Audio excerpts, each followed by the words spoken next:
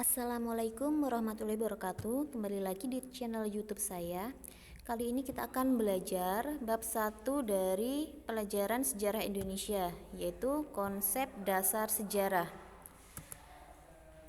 Pada bagian ini kita akan mempelajari tentang sejarah secara umum ya. Apa sih yang dipelajari dalam sejarah? A. Pengertian sejarah. Menurut KBBI atau Kamus Besar Bahasa Indonesia, definisi sejarah yaitu asal-usul, keturunan atau silsilah, pengetahuan atau uraian tentang kejadian atau peristiwa yang benar-benar terjadi pada masa lampau, sehingga dapat disimpulkan bahwa sejarah adalah ilmu pengetahuan yang mempelajari berbagai peristiwa atau kejadian penting yang terjadi dalam kehidupan manusia pada masa lalu.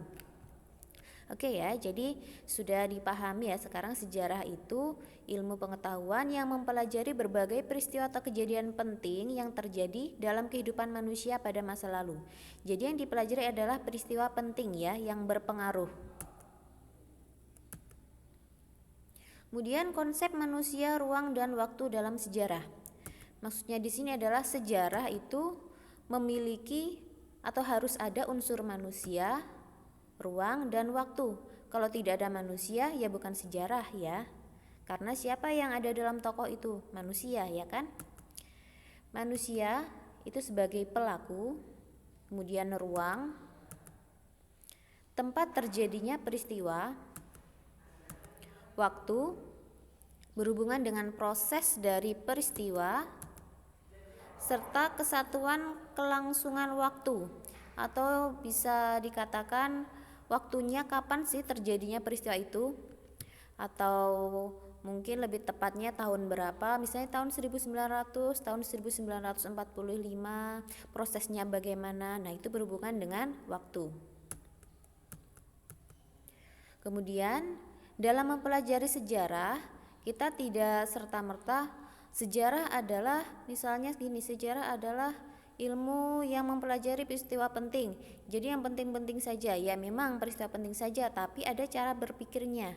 Yaitu yang pertama cara berpikir kronologis dalam mempelajari sejarah. Cara berpikir kronologis artinya berpikir secara runtut atau urut ya, sesuai dengan urutan waktu terjadinya peristiwa. Jadi kita menganggap peristiwa itu terjadi secara urut. Jadi tidak belang-belentong hari ini kita misalnya mandi, kemudian sebelumnya main, kemudian tidur. Jadi itu harus urut peristiwanya ya. Tujuannya apa? Tujuannya agar dapat menarik manfaat dan makna dari hubungan antar peristiwa yang terjadi. Nah, ini kronologis berasal dari bahasa Yunani ya. Ini sebagai pengetahuan saja biar kalian juga tahu. Kronos dan logos. Kronos artinya waktu, logos artinya adalah uraian atau ilmu. Jadi intinya atau kesimpulannya, kronologi adalah ilmu tentang waktu yang membantu untuk menyusun peristiwa atau kejadian-kejadian sejarah sesuai urutan waktu terjadinya.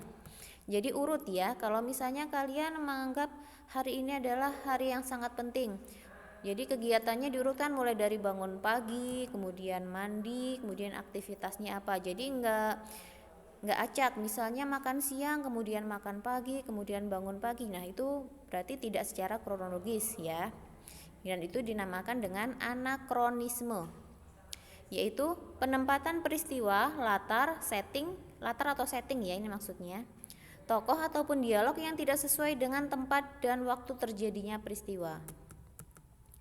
Nah, ini ada salah satu contoh yang diambil dari peristiwa sejarah Indonesia yang terjadi di Indonesia. Bulan Agustus tahun 1945. Ada dua peristiwa penting. Jepang dibom atom sekutu, kemudian ada juga peristiwa lagi Indonesia memproklamasikan kemerdekaan. Nah, kira-kira pada bulan Agustus tahun 1945 ini kejadian manakah yang terlebih dahulu terjadi? Apakah Indonesia memproklamasikan kemerdekaan dulu ataukah Jepang dibom atom sekutu? Gimana? Yang duluan terjadi yang mana? Ya betul, yang terjadi duluan yaitu Jepang dibom atom sekutu, kemudian baru pada tanggal 17 Agustus 1945 Indonesia memproklamasikan kemerdekaan. Jadi kalau misalnya kita membuat kalimat seperti ini, pada bulan Agustus tahun 1945 terdapat dua peristiwa penting. Peristiwa yang pertama yaitu Jepang dibom atom sekutu, kemudian pada tanggal 17 Agustus tahun 1945 Indonesia memproklamasikan kemerdekaan. Nah, itu adalah peristiwa secara kronologis, jadi urut, jadi tidak acak ya. Oke, sekian saja yang kita pelajari hari ini. Nanti akan ditambah lagi dengan materi selanjutnya. Silakan dipahami lagi, kalau ada yang belum paham silakan di-pause untuk mencatat catatan di buku tulisnya masing-masing. Terima kasih. Wassalamualaikum warahmatullahi wabarakatuh.